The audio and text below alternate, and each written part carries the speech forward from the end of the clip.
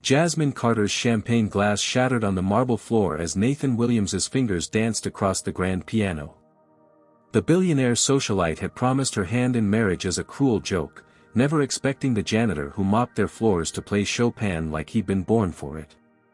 Before we dive into this incredible story, where are you watching from today? Drop your location in the comments.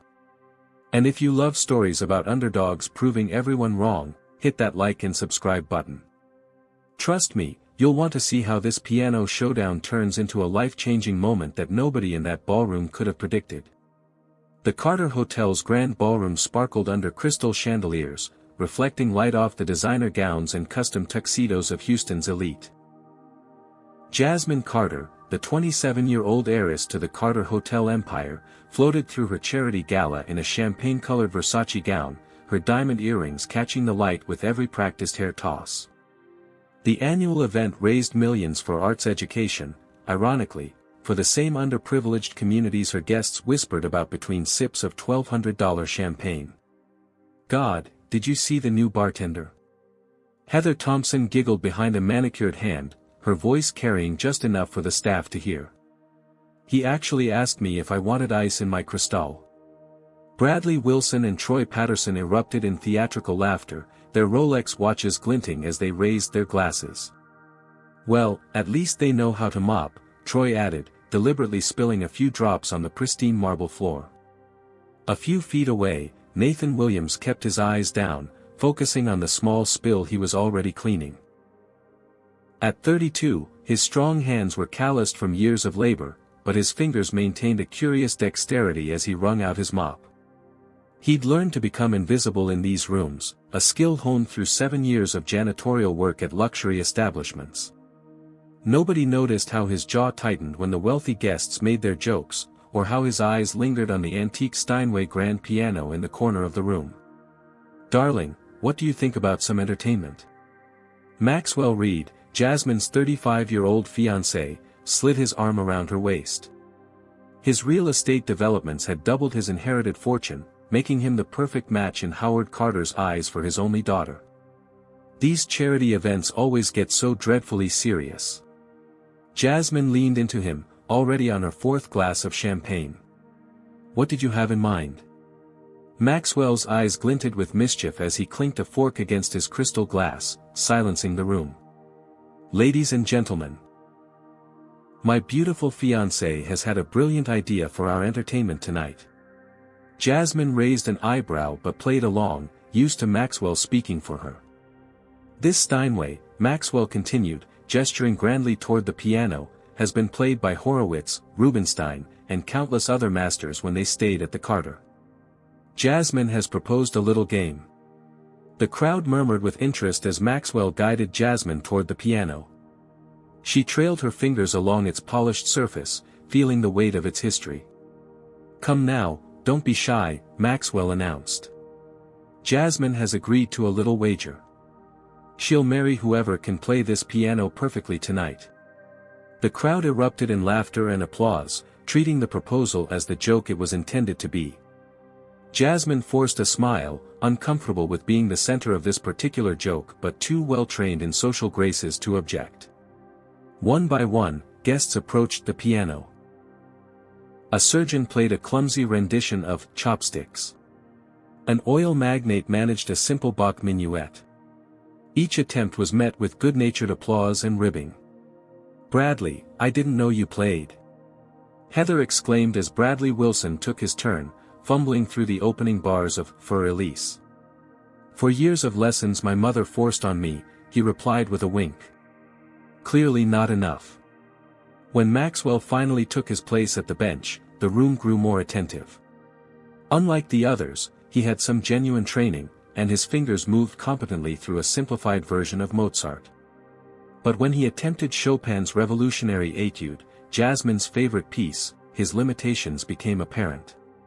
He stumbled through the difficult left-hand runs, eventually giving up with a self-deprecating laugh.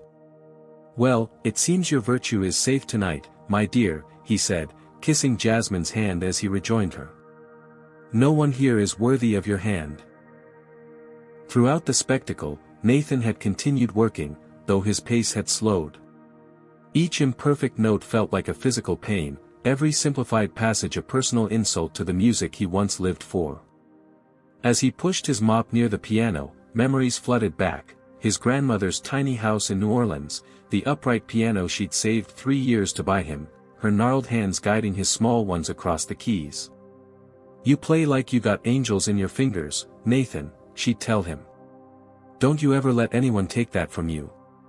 But they had taken it, Juilliard with its hidden prejudices, the scholarship committee with their sudden reversal, the wealthy donor's son whose false accusation had ended everything.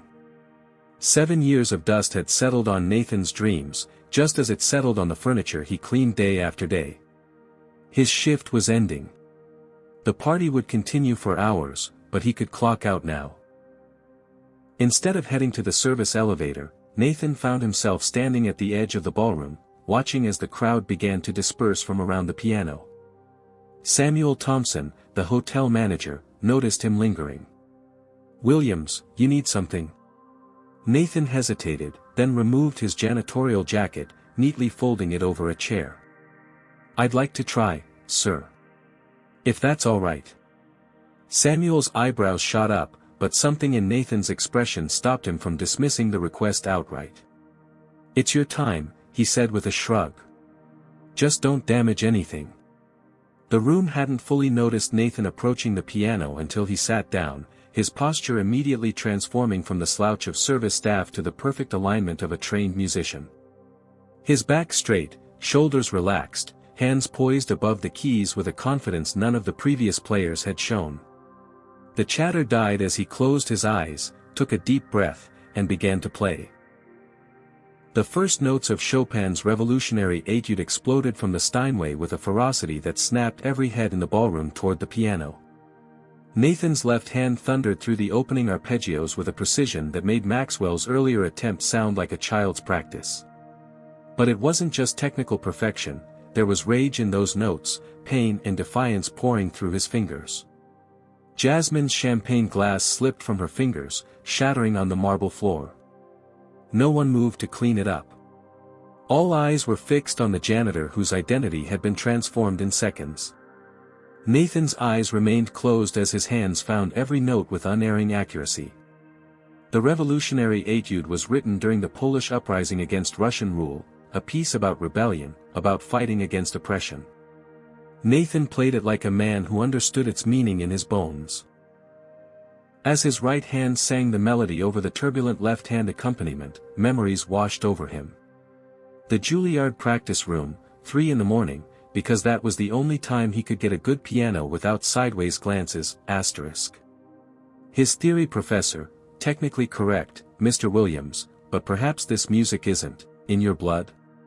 Mozart requires certain cultural sensibilities. Asterisk. The wealthy donor's son, Conrad Franklin, after Nathan won the departmental competition, "You know nobody will hire you anyway. Why take up a spot someone else deserves?" Asterisk. The scholarship committee, regrettably, serious allegations of theft have been brought to our attention, asterisk. The music grew more intense, Nathan's body swaying slightly as the emotions of the piece consumed him. His technique was flawless, but it was the soul behind the notes that held the room spellbound. This wasn't playing to impress. This was a man speaking his truth through music, telling his story of loss and perseverance. Across the room, Heather Thompson's mouth hung open in shock. Bradley Wilson had gone pale. Troy Patterson couldn't tear his eyes away from Nathan's hands, moving with a speed and accuracy that seemed superhuman. Maxwell Reed's face had twisted into a mask of confused anger, his hand gripping Jasmine's arm too tightly. But Jasmine wasn't looking at her fiancé. Her eyes were fixed on Nathan, seeing him, truly seeing him, for the first time. Something stirred in her that had nothing to do with the champagne she'd consumed, a recognition, perhaps, of the humanity she'd overlooked every day for years. As Nathan transitioned into the final section of the piece, his playing became not just passionate but transcendent. The notes weren't just heard but felt, reverberating through the bodies of everyone present. When he struck the final chord, letting it ring through the perfect acoustics of the ballroom, there was a moment of absolute silence. Then, scattered applause broke out, hesitant at first, as if the audience wasn't sure how to respond to this disruption of their social order. A few guests clapped enthusiastically, those with enough musical knowledge to recognize the extraordinary talent they'd witnessed. Others exchanged uncomfortable glances, suddenly aware of their own assumptions. Nathan opened his eyes, the spell broken. He stood from the bench, his posture automatically shifting back into the submissive stance expected of hotel staff. He reached for his janitorial jacket. "Who are you?" Jasmine's voice cut through the murmurs. She had stepped forward, something like wonder in her expression. Before Nathan could answer, Maxwell was at her side. "Security," he called sharply, beckoning to the suited men at the ballroom entrance. "This man is disrupting our event."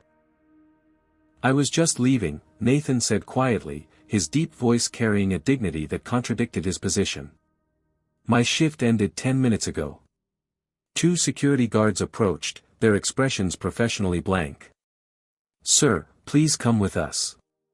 "Wait," Jasmine began, but Maxwell's hand on her arm tightened in warning. "Darling, he's making a scene," Maxwell murmured. "Think of your father's guests." Jasmine hesitated, caught between the world she knew and something new stirring within her. In that moment of indecision, she defaulted to what was familiar, allowing a slight nod that gave the security team permission to continue. As Nathan was escorted from the ballroom, his face betrayed no emotion. He'd experienced this kind of dismissal before, the momentary appreciation of his talent followed by the swift reminder of his place. But someone else had noticed too. Samuel Thompson watched the scene unfold with calculating eyes. As the party resumed its normal rhythm, with guests now excitedly discussing the unusual entertainment, Samuel slipped out through a service door, following the path the security team had taken with Nathan. He caught up with them at the staff exit. "I'll take it from here, gentlemen," Samuel said with authority. The guards nodded and returned to their posts, leaving Nathan facing the hotel manager. "That was Juilliard level playing," Samuel said without preamble. Nathan's expression remained guarded. "It was once. My sister teaches there," Samuel continued. "Piano department." A flicker of recognition crossed Nathan's face. "Thompson. Elaine Thompson." Samuel nodded. "She mentioned a promising student some years back. One who disappeared." He studied Nathan's face. "I believe we have something to discuss, Mr. Williams." Jasmine Carter awoke the next morning with a champagne headache and fragmented memories of the previous night. The sunlight streaming through her penthouse windows felt like needles in her eyes as she reached for her phone. 15 missed calls from Maxwell, dozens of notifications from social media, and a text from her father, "Call me immediately." She scrolled through her Instagram feed and froze. There it was, a video of Nathan playing the piano, already at 100,000 views. The caption read, "Carter heiress promises to marry anyone who can play her piano. Watch what happens when the janitor steps up." "Oh God," she whispered, memories flooding back with painful clarity.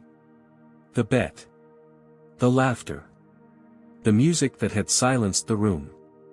The way she'd allowed Nathan to be escorted out like an intruder after he'd created the most beautiful moment of the entire evening. Her phone rang, Maxwell again.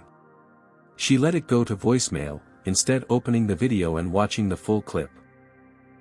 Someone had caught her shocked expression, the moment her glass shattered on the floor. The comments were a mix of admiration for Nathan's playing and criticism of the wealthy crowd's reaction. Rich people acting shocked that the help has talent. Asterisk. Man plays like a concert pianist and gets security called on him SMH. Asterisk. Anyone know who this guy is? He deserves a record deal. Asterisk. Her phone rang again. This time it was Howard Carter, and she couldn't ignore her father. "Jasmine, this video is a PR nightmare," Howard barked without greeting. "Maxwell says the janitor disrupted the entire event. He wants him terminated immediately." "Fired? For playing the piano?" Jasmine's voice rose. Dad, did you even watch the video? He was incredible. That's not the point. He embarrassed our guests. Maxwell is furious. Maxwell made a ridiculous bet using me as the prize, Jasmine countered, surprised by her own defiance. If anyone should be embarrassed, it's him. A heavy silence fell on the line. Howard Carter wasn't accustomed to his daughter challenging him. We'll discuss this later, he finally said. In the meantime, stay off social media and let our PR team handle this. After hanging up, Jasmine did the opposite. She began searching for information about Nathan Williams, driven by a curiosity she couldn't explain. After an hour of searching, she found an old article from a classical music blog. Rising star Nathan Williams withdraws from Juilliard under cloud of controversy, asterisk. The brief piece mentioned a promising scholarship student leaving abruptly after allegations of theft, with quotes from faculty expressing disappointment in his poor choices. There was no comment from Nathan himself. Further searching revealed competition wins from his teen years, glowing reviews of recitals, and then, nothing. He had simply vanished from the classical music world 7 years ago. Jasmine stared at her screen, remembering her own brief piano lessons, abandoned at age 14 when they became too demanding, alongside her social obligations. She'd shown some talent, her teacher had said, but lacked the dedication needed for serious study. Unlike Nathan, who clearly had both talent and dedication in abundance, yet was mopping floors instead of performing on stages. Her thoughts were interrupted by a notification, a text from an unknown number, asterisk Ms. Carter, this is Samuel Thompson. Regarding last night's incident, I believe there's something you should know. Can we meet privately, asterisk. Across town, in a small apartment far from the luxury of the Carter Hotel, Nathan sat at his kitchen table, a cup of coffee growing cold beside him. His phone had been buzzing all morning with messages from colleagues who'd seen the video, but he hadn't answered any of them. He hadn't touched a piano in over 2 years before last night. Not since his grandmother's upright had been sold to pay for her medical bills. The feel of the Steinway's keys beneath his fingers had awakened something he tried to bury, dreams, ambitions, the belief that his music mattered. Now, in the harsh light of morning, reality had returned. One moment of brilliance wouldn't change anything. People like Jasmine Carter and her friends might be momentarily impressed by a janitor with unexpected skills, but they would never see him as an equal. His phone rang again. This time it was Samuel Thompson. Against his better judgment, Nathan answered. I've spoken with my sister at Juilliard, Samuel said without preamble. She remembers you. Says you were one of the most talented students she's ever taught. Nathan remained silent. I've made an executive decision, Samuel continued. We need a pianist for the hotel lounge. The pay is better than janitorial, and the hours are more reasonable. I don't play professionally anymore, Nathan replied, his voice flat. You did last night, Samuel countered. Look, I'm not offering you Carnegie Hall. But it's a decent piano and a chance to play again. Nathan closed his eyes, feeling the phantom sensation of the keys beneath his fingers. I'll think about it. After hanging up, he sat motionless, lost in thought. Playing again meant opening himself up to all the pain he'd locked away, the crushed dreams, the injustice, the knowledge that in the classical music world, people would always see his skin color before they heard his talent. But not playing meant dying inside, one day at a time. That evening, Jasmine slipped into the hotel lounge wearing sunglasses and a simple black dress, nothing like her usual designer attire. Samuel had told her Nathan would be trying out the lounge piano at 8 p.m., though he'd made no promises about taking the job. She chose a table in the shadows at the back of the room, ordered a sparkling water, and waited. At precisely 8, Nathan appeared, dressed in simple black pants and a white button-down shirt. Without acknowledging the scattered customers, he sat at the piano and began to play. It wasn't Chopin this time, but Debussy, Clair de Lune, its gentle notes floating through the lounge like moonlight on water. Jasmine felt tears springing to her eyes at the beauty of it, at the contrast between this moment of pure artistry and the mockery of the previous night. What she didn't notice was Maxwell Reed watching her from the lobby, his eyes narrowing as he tracked her gaze to the piano player whose unexpected talent had humiliated him in front of Houston's elite.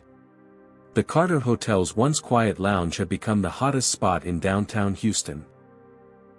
For 3 weeks straight, every table was filled by 7 o'clock, patrons ordering expensive cocktails and appetizers as they waited for Nathan Williams to take his place at the piano at 8. Revenue in the lounge is up 60%, Howard Carter announced, reviewing the monthly reports in his penthouse office. Whatever Thompson did with the entertainment is working. It's that janitor, Maxwell said, his voice tight. The one from the gala. Thompson hired him to play piano in the lounge. Howard looked up sharply. The one from the video? The one you wanted fired? Yes, Maxwell's jaw tightened. And your daughter has been sneaking in to watch him play almost every night. In the lounge below, Nathan's fingers danced through a jazz improvisation on Summertime, his style having evolved from purely classical to include elements of the New Orleans jazz he'd grown up hearing. Each night, he pretended not to notice Jasmine Carter sitting in the back corner, and each night, she pretended she wasn't there specifically to hear him play. But they were acutely aware of each other. Nathan had begun sprinkling his sets with songs that hinted at his awareness, Someone to Watch Over Me, The Way You Look Tonight, subtle messages coded in musical selections. Tonight, as he finished his first set, he finally acknowledged her with a slight nod before heading to the bar for his break. A breach in their unspoken protocol. Is this relationship developing into something unexpected? Would you want to see Jasmine and Nathan together despite their different backgrounds? Comment number 1 if you think they're perfect for each other, or number 2 if you believe they come from worlds too different to connect. Like this video if you've ever had a hidden talent that surprised others, and subscribe to hear how Nathan's musical journey continues through unexpected twists and turns. Now, what do you think will happen when Maxwell discovers their growing connection? And how far will he go to protect his engagement to the Carter heiress? In the hotel's back offices, Maxwell Reed was conducting his own investigation. I need everything you can find on Nathan Williams, he told his private investigator over the phone. Focus on the Juilliard incident. I want to know exactly what happened. The PI delivered his findings 3 days later. Theft accusations made by Conrad Franklin, son of Jeffrey Franklin, major donor to Juilliard's endowment. Williams was accused of stealing original sheet music from the archives. No formal charges were filed, but his scholarship was revoked, and he left the school. Maxwell smiled thinly. This is exactly what I needed. Meanwhile, Nathan had reluctantly accepted the lounge position, his initial resistance wearing down as the piano called to him night after night. The first paycheck he'd received as a musician in 7 years had gone entirely to his grandmother's medical bills, but the real payment was in reconnecting with his art. Samuel Thompson had become something of an ally, buffering Nathan from the politics of the hotel hierarchy and ensuring he had the freedom to choose his own music. When Nathan had asked why Samuel was helping him, the manager had simply replied, "My sister said you were the real thing. In this business, I see a lot of fake. The real thing deserves a chance." That night, after his final set, Nathan was gathering his sheet music when he felt a presence behind him. He turned to find Jasmine standing there, without her usual attempt at disguise. "You played beautifully tonight," she said softly. Nathan nodded, maintaining his emotional distance. "Thank you, Ms. Carter. Please, call me Jasmine." She hesitated, then reached into her bag. "I brought you something." She handed him a folder containing sheet music, Rachmaninoff's Piano Concerto No. 2, one of the most technically demanding pieces in the classical repertoire. "This was always my favorite," she explained. "I took lessons for years, but I never had the patience to master anything this complex." Nathan looked at her with new interest. "You play?" "Badly," she admitted with a small laugh. "But I love music. That's why I keep coming back to hear you." This simple confession created a tiny crack in the wall Nathan had built around himself. "This arrangement is for piano and orchestra," he said, looking at the music. "I have the orchestral part recorded," Jasmine replied. "If you ever wanted to try it together." The suggestion hung in the air between them, impossible and tempting. Before Nathan could respond, Maxwell appeared at the lounge entrance, his face darkening when he spotted Jasmine. "Darling, I've been looking everywhere for you," he said, striding toward them. His eyes flicked dismissively over Nathan. "Your father wants us for dinner." "I'm in the middle of a conversation, Maxwell," Jasmine replied, a note of defiance in her voice. Maxwell's smile didn't reach his eyes. "A conversation with the help? I'm sure whatever piano tips you're exchanging can wait." Nathan's expression hardened, but he maintained his composure. "Good evening, Miss Carter," he said formally, gathering his music. "Mr. Reed." As he walked away, Maxwell gripped Jasmine's arm tightly. "What are you doing? People are talking."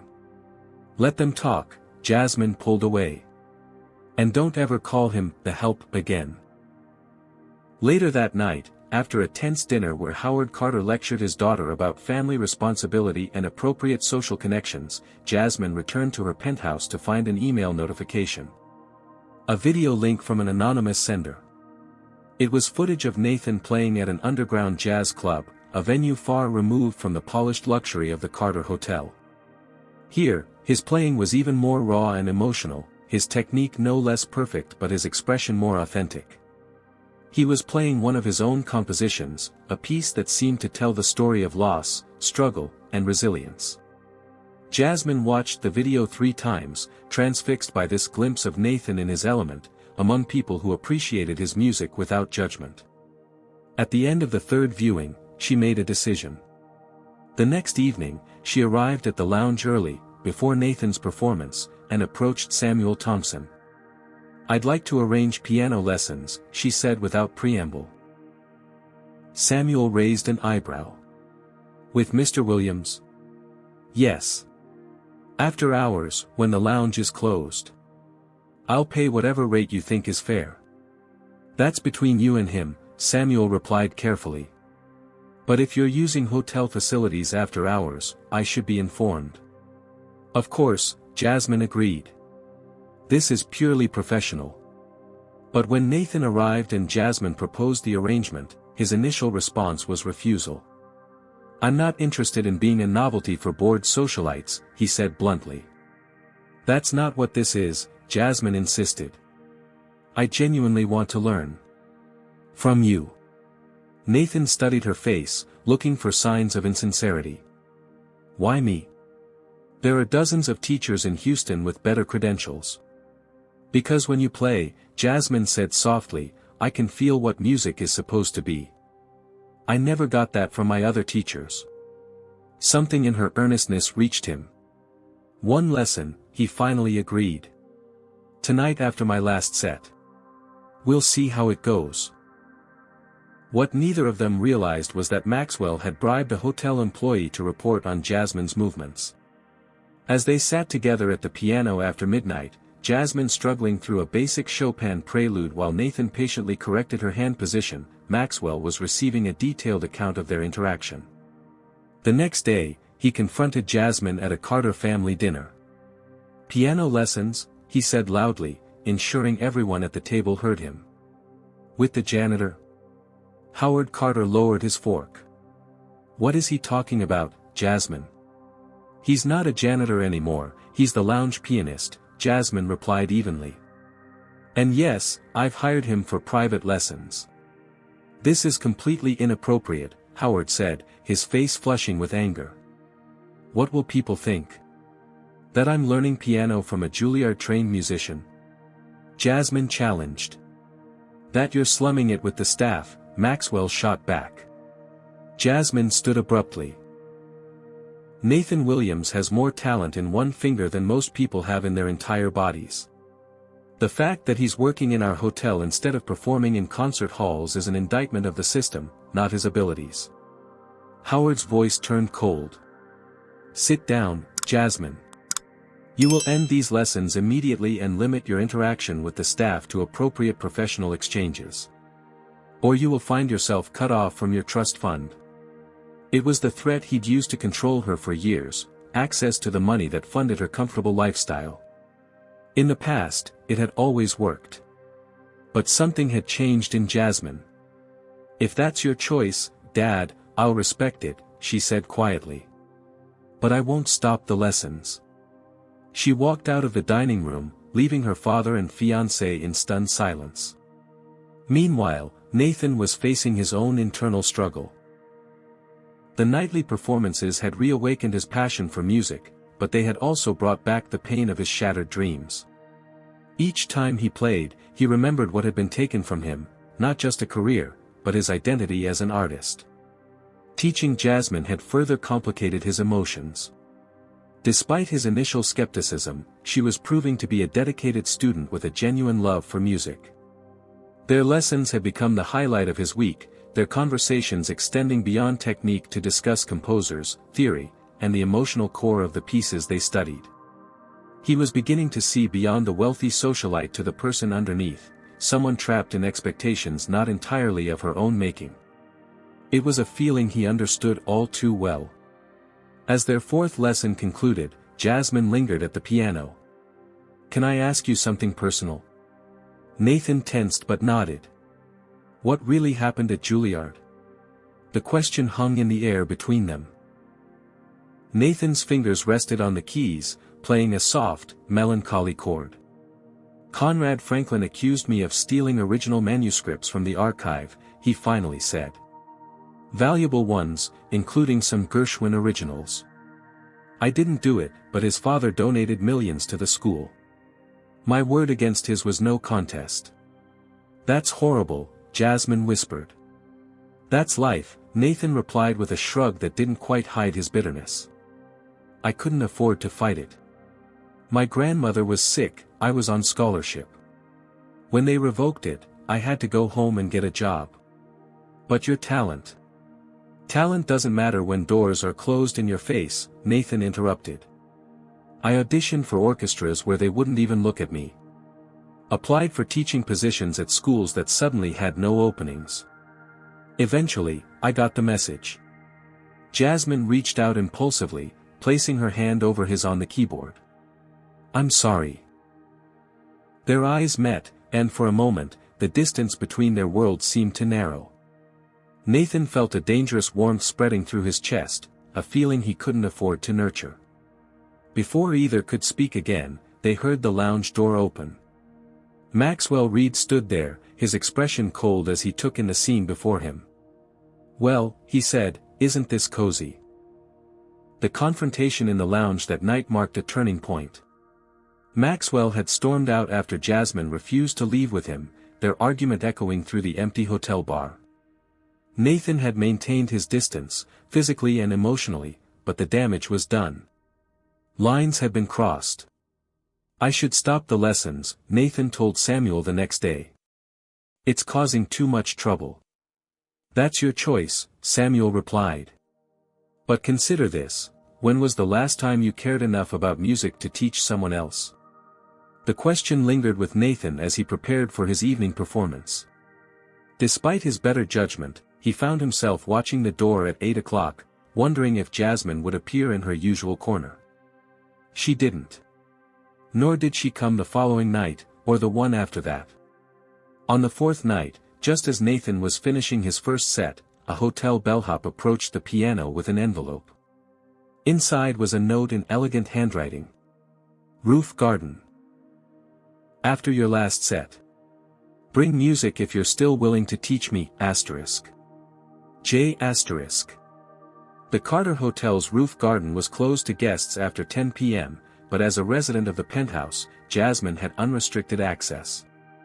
When Nathan stepped out of the service elevator at midnight, he found her waiting by a baby grand piano that had been installed under a glass pavilion, the Houston skyline glittering beyond. "You had a piano brought to the roof?" Nathan asked, unable to hide his surprise. "It was already here for summer events," Jasmine explained. "I just had it tuned." She was dressed simply, Jeans and a sweater, her hair pulled back, no makeup. It was the most unguarded he'd ever seen her. "I wasn't sure you'd come," she admitted. "I wasn't sure I should," he replied honestly. "Your fiancé made his feelings pretty clear." "Maxwell doesn't own me," Jasmine said, a flash of defiance in her eyes. "Neither does my father." Nathan placed his music folder on the piano. "What are we working on tonight?" That night began a new pattern. 3 times a week, after Nathan's final set, they would meet on the roof garden.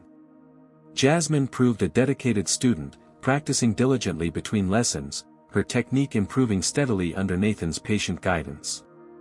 But it was their conversations that transformed their relationship. As weeks passed, the formality between them gradually dissolved, replaced by a tentative friendship built on shared passion for music and increasingly personal revelations. "My grandmother raised me after my mother died," Nathan told her one night as they sat on the garden bench, the lesson finished but neither ready to end the evening. "She worked 3 jobs to buy me that first piano. When I got the Juilliard scholarship, she cried for a week." "What happened to her?" Jasmine asked softly. "She's in a nursing home in New Orleans. Good place, but expensive. That's why I need this job." He looked out at the city lights. "I sent her recordings of my performances here sometimes. She says she always knew I'd find my way back to music." On another night, it was Jasmine who shared her story.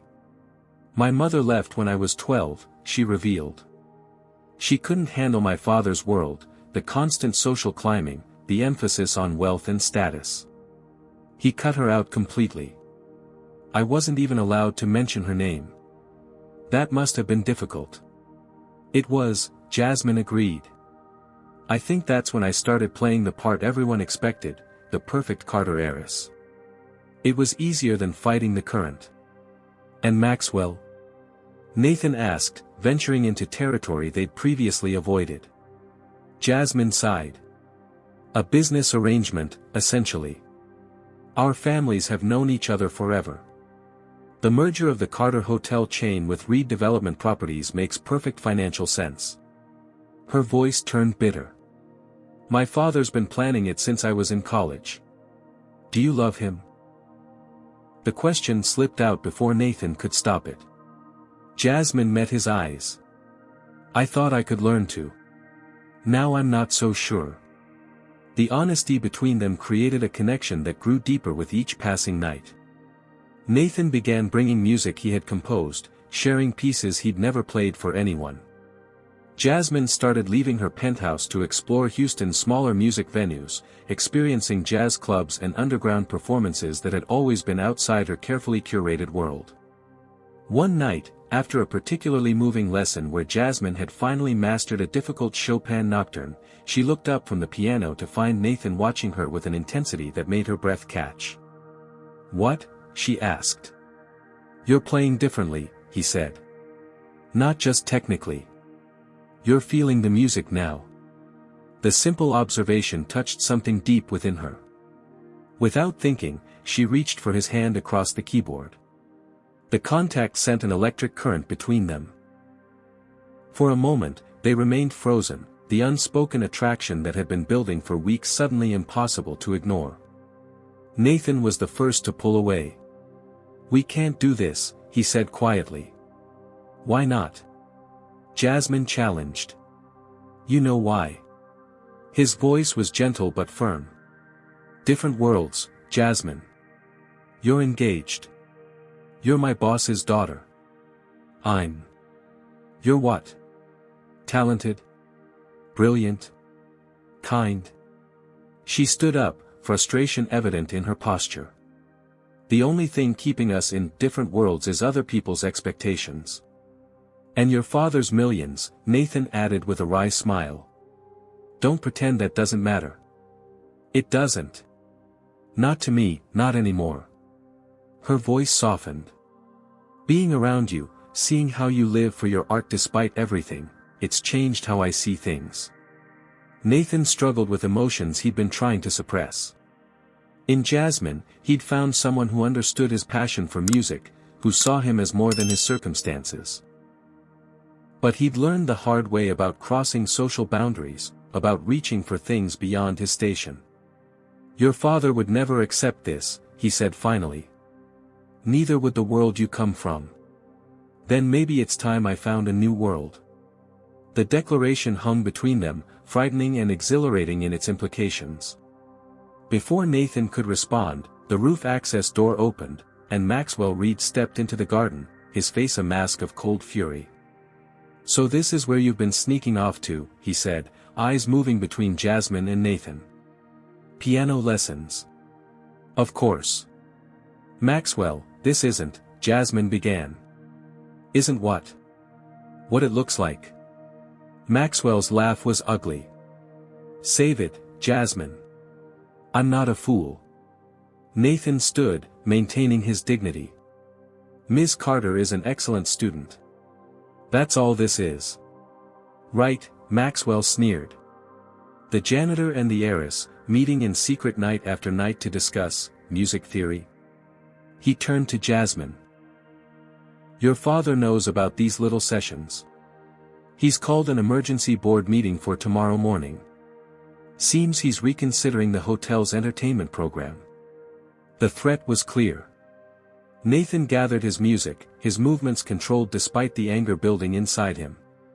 "I should go." "Nathan, wait," Jasmine called after him, but he continued toward the elevator. "Let him go," Maxwell said, grabbing Jasmine's arm. "This ends now, or your father will cut you off completely. Is that what you want? To throw away everything for some piano player?" Jasmine pulled away from him. "What I want," she said with quiet intensity, "is to never marry someone who calls other human beings some piano player, or the help. The engagement is off, Maxwell." She pulled the diamond ring from her finger and placed it in his hand. Maxwell's expression darkened. "You'll regret this," he warned. "Your father will never allow it." "I'm not asking his permission," Jasmine replied. "Not anymore." As she walked away, following Nathan's path to the elevator, she felt a strange lightness despite the confrontation. For the first time in her life, she had chosen her own path, regardless of the consequences. The next morning, Nathan arrived at the hotel to find his access card deactivated. When he called Samuel Thompson, the manager's voice was regretful. "I'm sorry, Nathan. Direct orders from Howard Carter.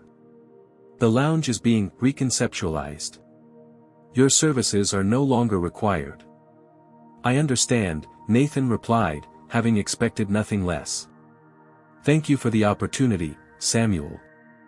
As he turned to leave, a voice called his name. Anthony Jenkins, a music producer known for discovering new talent, was walking across the lobby. "Nathan Williams. I caught your performance last night. Incredible stuff." He handed Nathan a business card. "I'm in town scouting for a new project. How would you feel about recording some of your original compositions?" Nathan stared at the card in disbelief. "How did you hear about me?" Anthony smiled. "Someone sent me a video of you playing at the Midnight Jazz Club. Said I'd be a fool not to hear you live." He checked his watch. "I've got a flight in a few hours, but call my office. We'll set up a proper meeting." As Anthony walked away, Nathan turned the card over in his fingers, wondering who could have sent the video. His phone buzzed with a text from an unknown number. "They can take the job, but they can't take the music. Call him. You deserve this chance. J**. For the first time in 7 years, Nathan allowed himself to hope. The next 3 weeks passed in a whirlwind. After his meeting with Anthony Jenkins, Nathan found himself with a recording contract and plans for a showcase performance at one of Houston's premier venues. The producer had been particularly impressed with Nathan's original compositions, pieces that blended classical techniques with jazz influences and emotional depths that reflected his journey. "This is what the industry needs," Anthony had said. "Something authentic in a world of manufactured music." Nathan had rented a small studio apartment with his advance, splurging on a digital piano with weighted keys so he could practice at all hours. His grandmother's nursing home bills were paid 3 months in advance, and he'd even sent her a plane ticket to attend his upcoming showcase. The only shadow on his brightening horizon was Jasmine's absence. After her text about Anthony, she had gone silent. Nathan had tried calling once, but her number had been changed. Samuel Thompson, the only link between them, had been apologetic but firm. "She's not in a good place right now," was all he would say. "Give her time." Nathan threw himself into preparations for the showcase, working 18-hour days on his music, determined to make the most of this unexpected second chance. He was deep into rehearsal when his phone rang, an unknown Houston number. "Nathan? It's Jasmine." His heart jumped at her voice. "Jasmine. Are you okay? I tried to reach you." "I know, I'm sorry. My father cut off my phone after I broke things off with Maxwell." She paused. "And everything else?" "What do you mean?" "I meant what I said that night," she explained. "I ended the engagement. My father didn't take it well. He's frozen my accounts, evicted me from the penthouse, cut off all access to family resources." There was a note of nervous laughter in her voice. "Turns out I own very little that isn't technically Carter property." Nathan sat down, processing this. "Where are you staying?" "With a friend from college. The only one my father didn't handpick." She hesitated. "I heard about your contract with Anthony." "That's wonderful, Nathan. You deserve it. How did you know to send him the video?" "I didn't, actually. I just posted it on my social media before my father had all my accounts suspended. Someone must have shared it with Anthony." Her voice softened. "I've been following your progress through Samuel. He says you're creating something revolutionary." There was a weight of unspoken feelings between them, questions neither was ready to ask. Finally, Nathan broke the silence. "I could use some help with the showcase preparations," he said. "If you're interested." Jasmine's smile was audible in her voice. "I thought you'd never ask." The next day, she arrived at his rehearsal space wearing jeans and a simple blouse, her hair pulled back, looking nothing like the society heiress she'd been just weeks before. But there was a lightness to her movements, a genuine smile that reached her eyes. They fell into an easy rhythm, Jasmine helping Nathan organize his sheet music, offering feedback on his performance, suggesting adjustments to the program order. Her years of attending classical concerts had given her a good ear for what worked in a live setting. "This piece should close the first half," she said, holding up one of his original compositions. "It leaves the audience wanting more." Nathan nodded, impressed by her insight. "You're good at this." "I've spent my life at events," she replied with a wry smile. "Nice to use that experience for something meaningful." As days passed, they developed a comfortable partnership that carefully skirted the attraction simmering beneath the surface. During breaks, Jasmine shared stories of her new reality.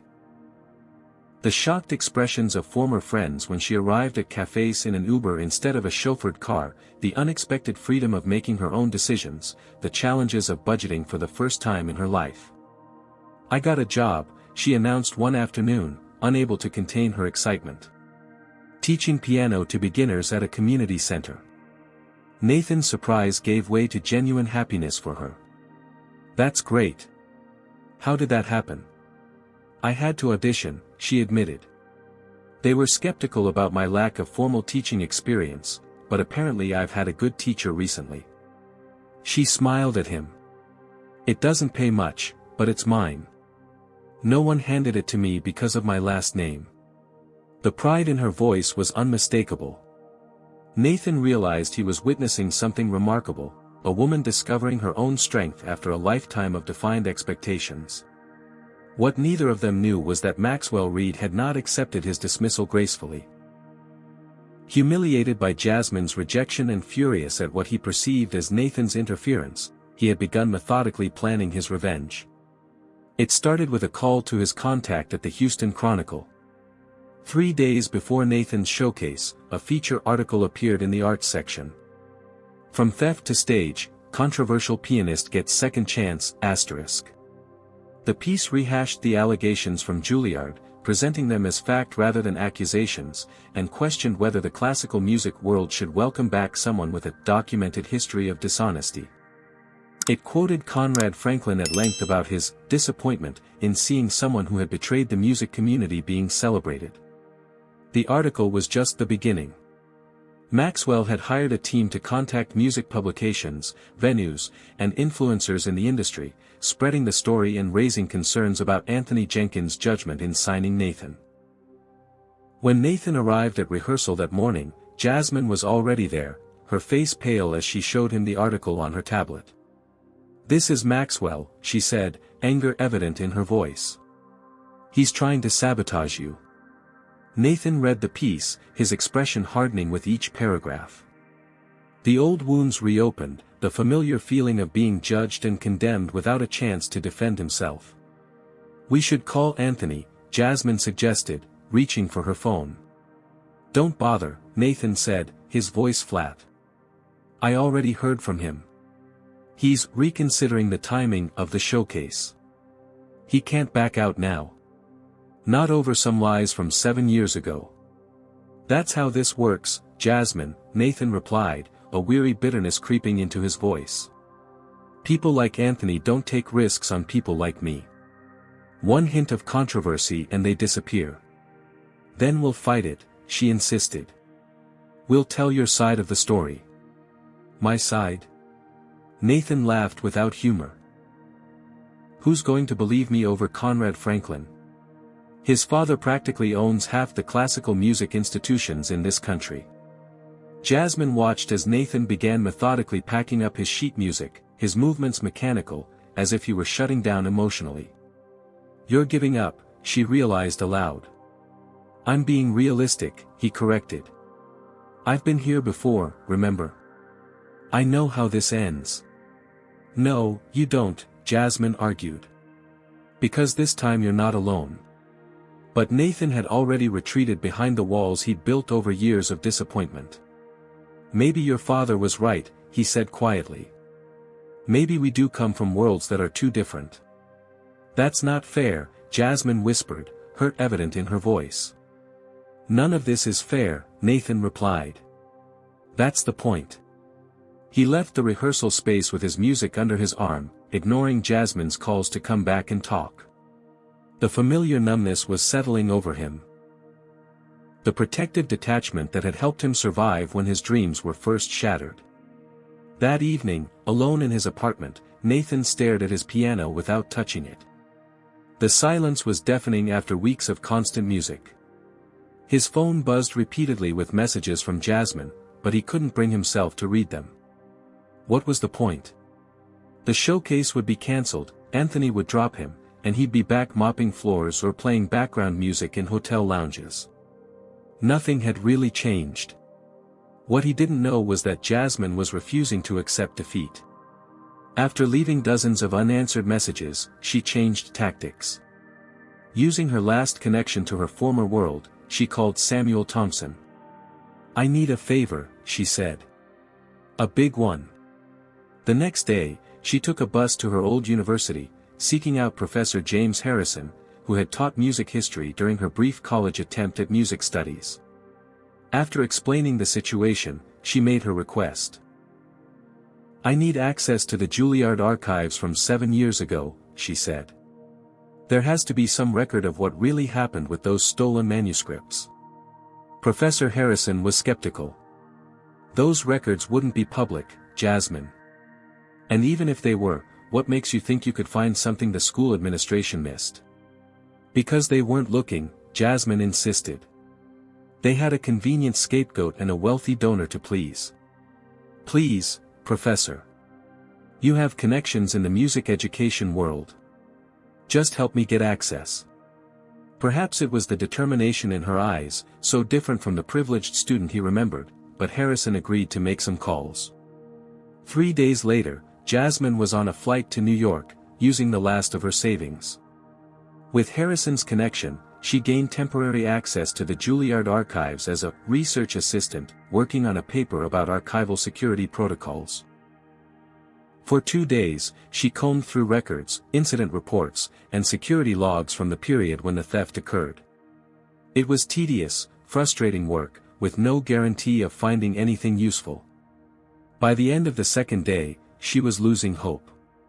Then she found it, a security log entry noting that Conrad Franklin had accessed the manuscript archives at 11:42 p.m. on the night before the theft was reported, using his father's donor access card. Nathan had been in a practice room at that time, according to the building entry logs, with multiple witnesses. It wasn't definitive proof, but it was enough to cast serious doubt on Conrad's accusation. Jasmine photographed the records with her phone, hands shaking with excitement. When she returned to Houston, she went straight to Nathan's apartment, only to find it empty. His landlord informed her that he had given notice and would be moving out at the end of the week. Said something about going back to New Orleans, the man added. Panicked, Jasmine called Samuel, who confirmed that Nathan had left a message declining the offer to return to his position at the hotel lounge. He's giving up, she realized aloud. After everything. Samuel's voice was gentle. Sometimes people can only take so many disappointments, Jasmine. Even the strongest ones. That night, Jasmine sat in her tiny rented room, staring at the evidence on her phone. It wasn't enough just to have it, she needed a platform, a way to make people listen. With her social media account still suspended by her father, her options were limited. Then she remembered the video that had reached Anthony Jenkins. People had shared it, spread it beyond her original post. Perhaps the same could happen again. Taking a deep breath, she created a new social media account and composed a post detailing everything, the original accusations against Nathan, the evidence she'd found, Maxwell's campaign to discredit him, and her own transformation through knowing him. She attached the photographs of the security logs and ended with a plea for Anthony Jenkins to reconsider the showcase. Music is about truth, asterisk she wrote. Asterisk, Nathan Williams's truth deserves to be heard. Asterisk. She pressed, post, and waited, hoping her message would somehow find its way through the noise of the internet to the people who needed to hear it. Meanwhile, Nathan had packed his few belongings and purchased a bus ticket to New Orleans. The nursing home had called, his grandmother's health was declining, and he wanted to be with her. Music had broken his heart twice now, it was time to accept that some dreams weren't meant for people like him. The night before his departure, he sat at his digital piano one last time. Almost against his will, his fingers found the keys, playing the piece he had composed for the showcase finale, a piece that told the story of his journey, including, now, his brief connection with Jasmine. As the final notes faded, his phone buzzed with a text from an unknown number. Check your email. And don't you dare get on that bus tomorrow. Anthony asterisk.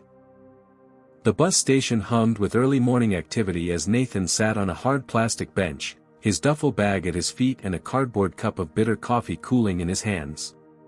The New Orleans bus would board in 20 minutes. Despite Anthony's text, Nathan had come anyway, still unconvinced that anything could change the pattern of his life. His phone buzzed again, Jasmine, for the dozenth time since last night. This time, he answered. I'm at the station, he said by way of greeting. I know. I'm outside. Her voice was breathless. Security wouldn't let me in without a ticket. Please, Nathan. Just come talk to me before you go. Something in her voice, a mixture of determination and desperation, made him agree. He gathered his bag and walked through the station's sliding doors to find Jasmine pacing on the sidewalk, dark circles under her eyes suggesting she hadn't slept. You need to see this, she said immediately, thrusting her phone into his hands. The screen showed her social media post from the previous night, now with thousands of shares and comments. Former Juilliard students were weighing in, many expressing doubts about Conrad's character and the circumstances of the accusation. Music publications had picked up the story. And most significantly, Conrad Franklin himself had issued a hastily written statement that sounded more defensive than convincing. "It's working," Jasmine said, her eyes bright despite her exhaustion. "People are listening. Anthony called me this morning. The showcase is back on if you want it." Nathan handed the phone back, his expression unreadable. "Why did you do this?" "Because it was wrong what happened to you," Jasmine replied simply. "Because your music deserves to be heard. Because." She hesitated, then continued more softly, "Because you changed my life, and I couldn't bear to watch you give up on yours." The rawness of her admission hung between them. Nathan looked away, toward the bus that had just pulled into its loading bay. "My grandmother's sick," he said. "I need to see her." Disappointment flickered across Jasmine's face, but she nodded. "I understand. But the showcase isn't for another 2 weeks," Nathan continued, a slight smile finally breaking through his reserve. "I could come back." Jasmine's expression brightened. "You mean?" "I mean I'm not giving up," Nathan clarified. "Not on music. Not this time." They stood looking at each other, the morning sun illuminating the new understanding between them. Then Nathan shouldered his bag and headed toward the bus, pausing to look back once. "Thank you," he said simply. "Just come back," Jasmine replied. For the next 10 days, Nathan stayed in New Orleans, spending hours at his grandmother's bedside. Martha Williams had raised him after his mother died, sacrificing everything to nurture his talent. Now, at 82, her body was failing, but her mind remained sharp. "They're saying nice things about you on the computer," she told him, pointing to the tablet a nurse had helped her set up. "That rich girl posted all about you." Nathan smiled, unsurprised that his grandmother had found Jasmine's posts. "She's not what you'd expect." Martha hummed knowingly. "I can see that in her eyes when she talks about you in those videos." "Videos?" Nathan asked, confused. Martha handed him the tablet. "She's been posting about your music every day. Showing people all those compositions you thought nobody wanted to hear." Sure enough, Jasmine had created a series of short videos highlighting Nathan's original pieces, explaining the technical brilliance and emotional depth of his music to a growing audience of followers. She had become his advocate, his voice while he was away.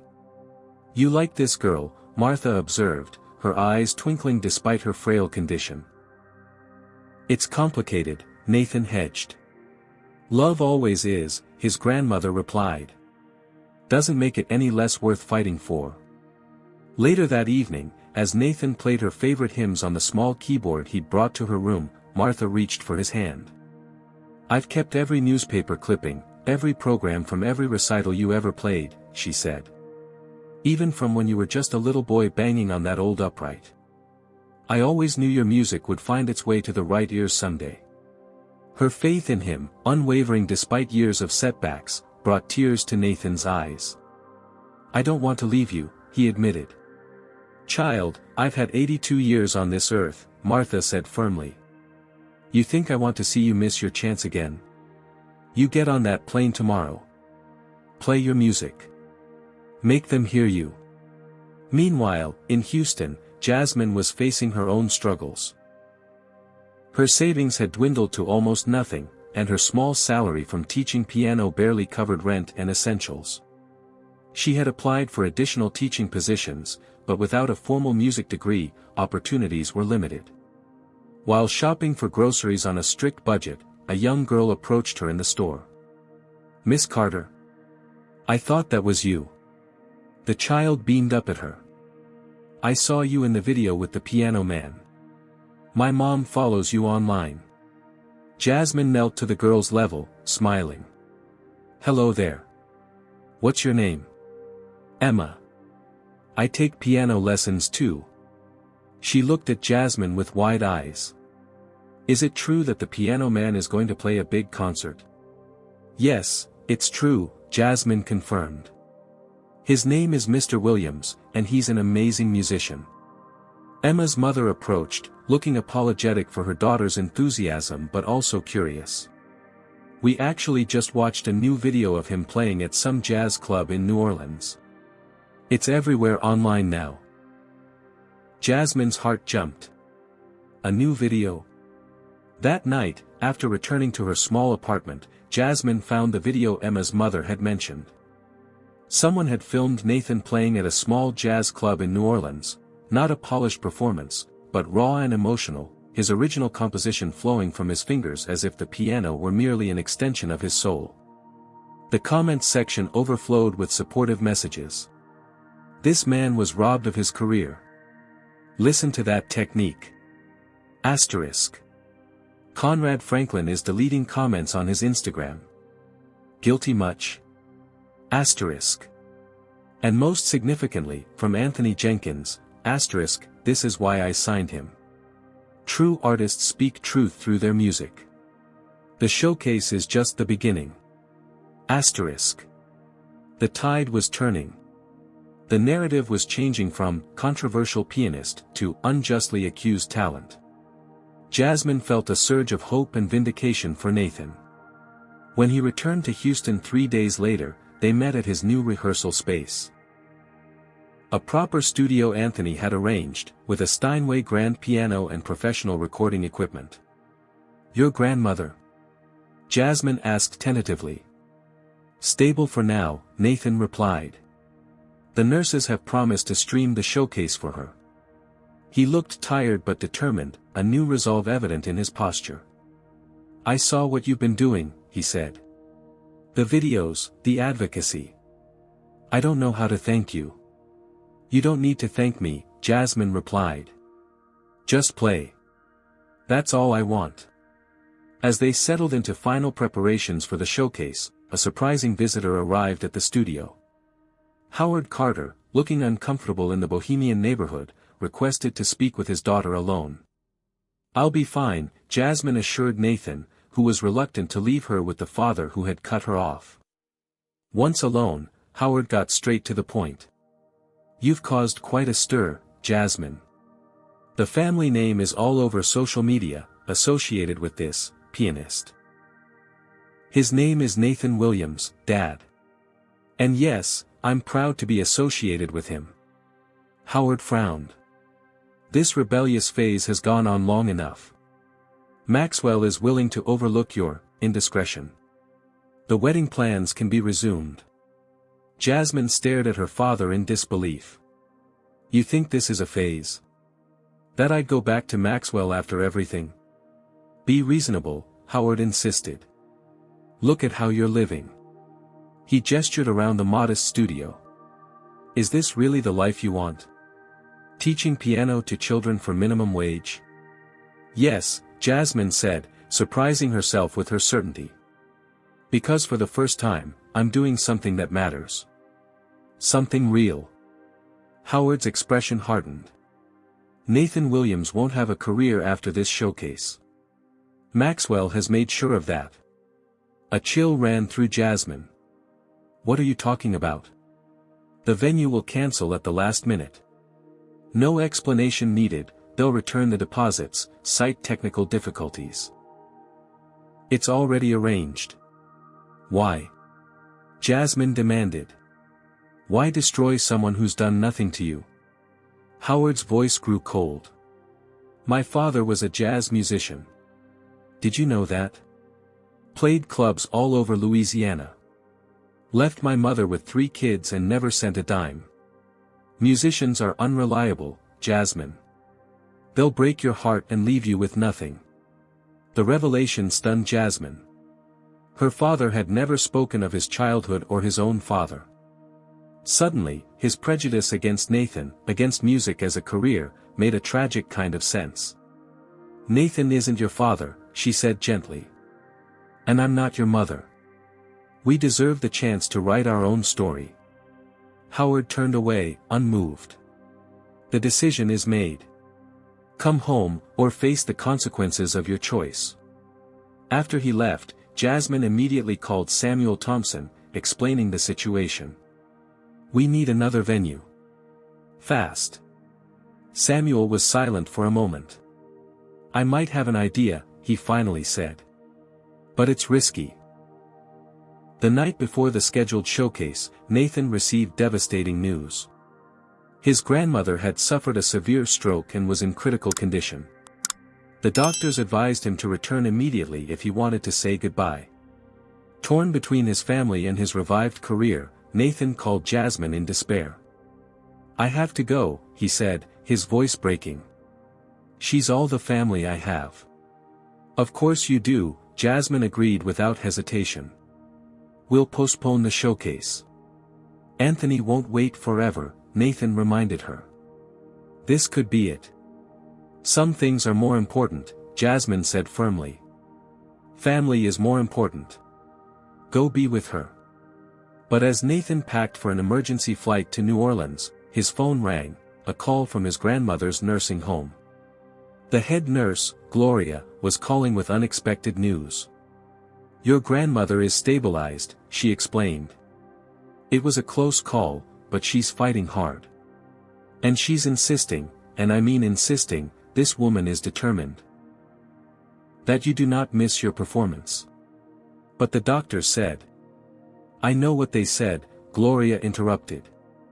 "And medically, yes, she's in serious condition.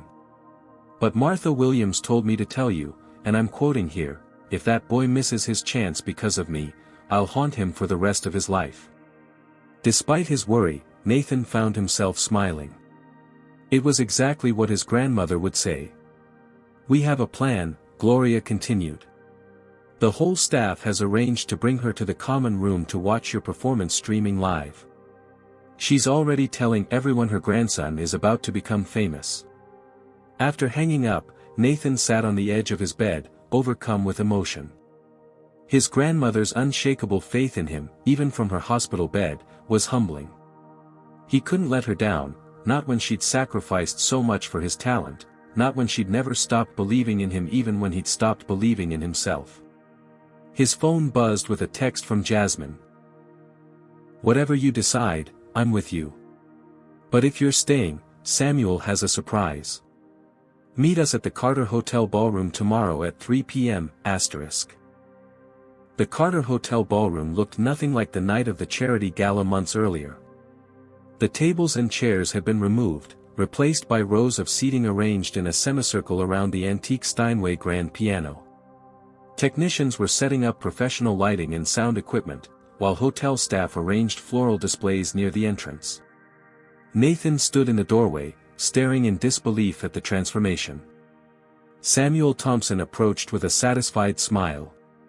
"The showcase was always going to be cancelled at the original venue," he explained. "So we created a new one. The Carter Hotel proudly presents Nathan Williams in a special performance." "How did you?" Nathan began. "As managing director, I have certain discretionary powers regarding event scheduling," Samuel said diplomatically. "What Howard doesn't know yet is that I invited every major music critic in Texas, plus representatives from record labels and concert venues across the country." Nathan shook his head, overwhelmed. "I don't know what to say." "Save it for the piano," Samuel advised. "Jasmine's in the lounge finalizing the programs. You have 5 hours until showtime." Throughout the afternoon, Nathan rehearsed while Jasmine coordinated with the staff, her natural organizational skills finding a perfect outlet. Despite her father's rejection, she moved through the hotel with confidence, no longer the sheltered heiress but a woman who had discovered her own strength. At one point, she found Nathan staring out the ballroom windows, his expression troubled. "Second thoughts?" she asked gently. "No," he assured her. "Just thinking about how life changes. 6 months ago, I was mopping these floors." Jasmine touched his arm lightly. "And tonight, you'll show everyone what they've been missing." As the hour of the performance approached, Nathan was surprised to see familiar faces arriving. Other hotel employees, jazz musicians from clubs where he'd played, his former landlord, even the nurses from his grandmother's facility in New Orleans who had arranged a video call so Martha could watch from her bed. "We've been following your story online," his old landlord explained. "Wouldn't miss this for anything." More unexpected were the Juilliard alumni who began to arrive, former classmates who had seen Jasmine's posts and traveled to support him. One of his old professors, Dr. Eleanor Wright, embraced him with tears in her eyes. "I always knew the accusations were false," she told him. "I should have fought harder for you then. I'm sorry." The ballroom was nearly full when Maxwell Reed arrived, his face darkening as he took in the scene. He cornered Samuel near the entrance. "What is the meaning of this?" he demanded. "Howard will have your job for this." "Perhaps," Samuel replied calmly. "But I've already received 3 offers from competing hotel chains this week. Seems my stock has risen since our lounge revenues tripled under my management." As Maxwell sputtered in outrage, Howard Carter himself appeared, having received calls from board members about the unexpected event at his flagship property. "Thompson. Explain yourself," he ordered. Samuel gestured to the crowded ballroom. "I'm increasing our profile in the arts community, sir. The publicity alone is worth tens of thousands in advertising." Howard scanned the room, noting the music industry figures present, the critics with their notebooks ready. His business instincts warred with his personal vendetta. "You had no authority," he began, but was interrupted by the dimming of lights signaling the start of the performance. Nathan walked onto the small stage area, dressed in a simple black suit, his presence commanding despite his lack of formal concert experience. The audience fell silent as he sat at the piano, took a deep breath, and began to play. He started with Chopin's Revolutionary Etude, the same piece from the night of the bet, but this time, there was no shock factor, no surprise reveal. There was only the music, played with a technical brilliance and emotional depth that left the audience breathless. From there, he moved through a program that showcased both his classical training and his original compositions. Each piece told a part of his story, the joy of discovery, the pain of loss, the years of struggle, and finally, the rediscovery of hope. In the back row, Howard Carter found himself unexpectedly moved. The music brought back memories of his own father, not the abandonment, but earlier times, his father's strong hands guiding his small ones on piano keys, the warm sound of jazz filling their small apartment, the pride in his father's eyes when Howard showed aptitude for the instrument. Memories he had buried beneath decades of resentment. Halfway through the program, Nathan paused to address the audience for the first time. His deep voice was steady as he thanked everyone for coming, especially acknowledging his grandmother watching from New Orleans. "And I want to thank one person in particular," he continued, his eyes finding Jasmine in the front row. "Someone who reminded me that music isn't just about talent or technique. It's about truth. About having the courage to tell your story, even when the world isn't ready to hear it." The second half of the program featured Nathan's most personal compositions, including a piece he had composed during the past weeks titled simply, Jasmine. The delicate, complex melody spoke of transformation, of beauty emerging from unexpected places, of strength disguised as fragility. By the final piece, a powerful original composition that began with haunting minor chords before resolving into a triumphant major key conclusion, there wasn't a dry eye in the house. As the last note faded, the audience rose in a unanimous standing ovation that continued for nearly 5 minutes. Critics were typing furiously on their phones. Anthony Jenkins was beaming from the second row. Samuel Thompson stood at the back, arms crossed in satisfaction. And Howard Carter remained seated, his expression unreadable as he watched his daughter rush forward to embrace Nathan as he left the stage. After the performance, as attendees mingled at the reception, Howard approached Nathan and Jasmine, who stood together accepting congratulations from the crowd. "Mr. Williams," Howard said formally, extending his hand. That was illuminating. Nathan shook the offered hand, his expression cautious. "Thank you, sir." Howard turned to his daughter. "You've made your point, Jasmine." "This wasn't about making a point, Dad," Jasmine replied. "This was about doing what's right." A complex mixture of emotions crossed Howard's face. "Your mother would be proud of you," he said finally. "She always said you had her spirit." Before Jasmine could respond to this unprecedented mention of her mother, Maxwell appeared, his face flushed with anger and too much champagne. "This is absurd," he hissed. "You're throwing away everything for a piano player? He'll be forgotten in a month." "That's enough, Reed," Howard said sharply, surprising everyone. "My daughter has made her choice. I suggest you accept it with whatever dignity you can muster." Maxwell's face contorted with fury. "You'll regret this," he threatened, directing his venom toward Nathan. "Both of you." As he stormed out, Anthony Jenkins approached, clasping Nathan's shoulder. "Phenomenal performance. Truly phenomenal. I've already had calls from Lincoln Center. They want you for their Emerging Artists series next month." "Lincoln Center?" Nathan repeated, stunned. "New York, my friend," Anthony confirmed with a grin. "The big leagues. We'll need to move quickly, arrange travel, accommodations, rehearsal time with the house orchestra for those concerto pieces." The celebration continued late into the night, with Nathan at its center, no longer invisible, no longer the help, but recognized at last for his extraordinary gift. When the crowd finally thinned, he found Jasmine waiting by the piano. "Lincoln Center," she said with a smile. "Your grandmother is going to be ecstatic." "I want you to come with me," Nathan said suddenly. "To New York. As my manager." Jasmine's eyes widened. "Your manager? I don't know anything about." "You organized this entire showcase in days," Nathan pointed out. "You created a social media campaign that changed the narrative around my career. You understand both music and business." He took her hand. "And there's no one I trust more." The offer hung between them, full of professional possibility and personal promise. "What about your father?" Nathan asked, glancing toward Howard, who was speaking with Samuel near the exit. Jasmine looked at her father thoughtfully. "I think we've both learned something tonight. About music. About forgiveness." She squeezed Nathan's hand. "About second chances." Lincoln Center's Alice Tully Hall buzzed with anticipation. The Emerging Artist series rarely generated this level of excitement, but Nathan Williams was no ordinary emerging artist.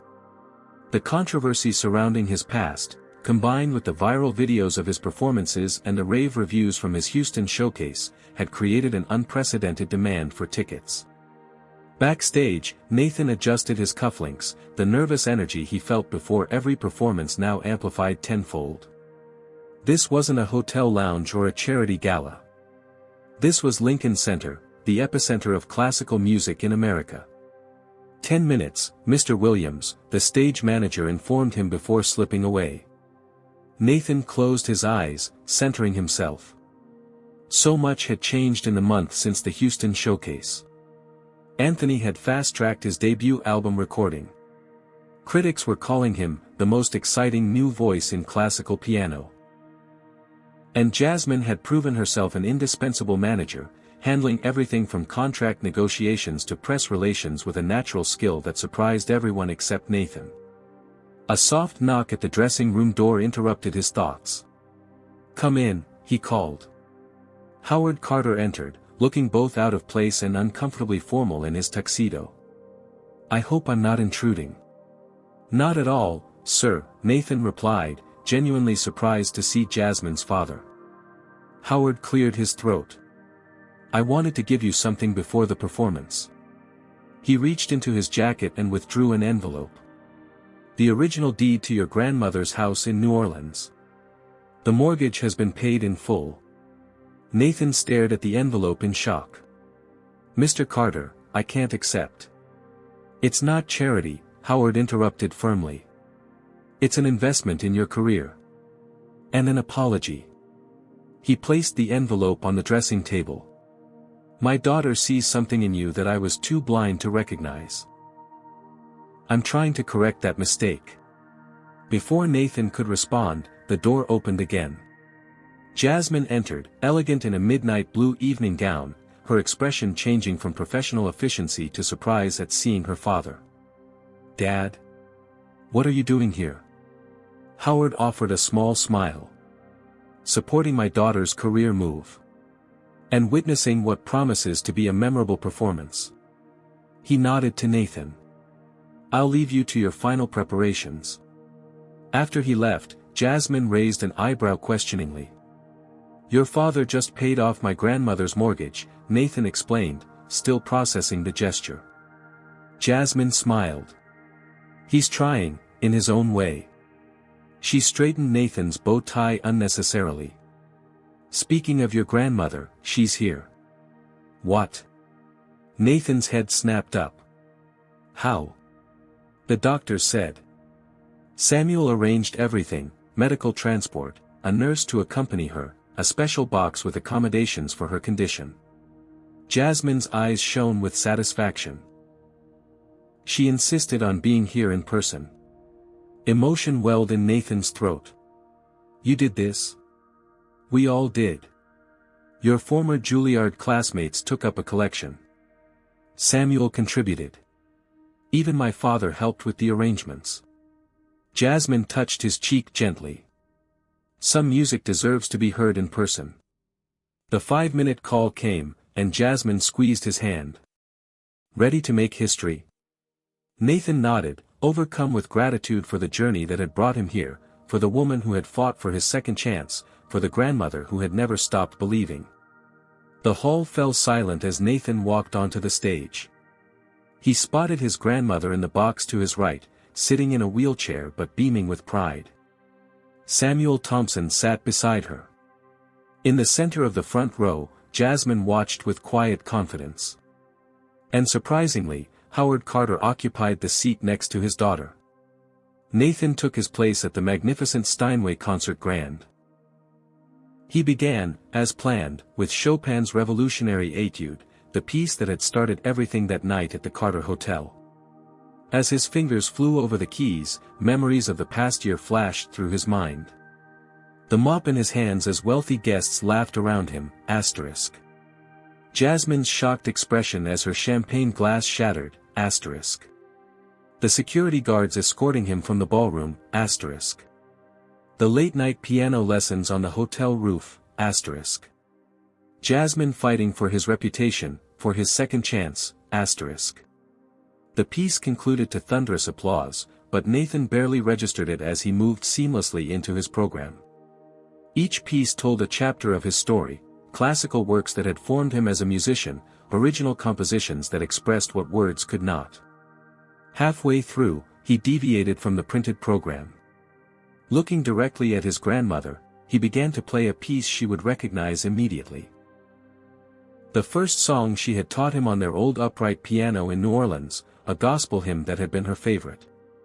Martha Williams raised a trembling hand to her heart, tears streaming down her face.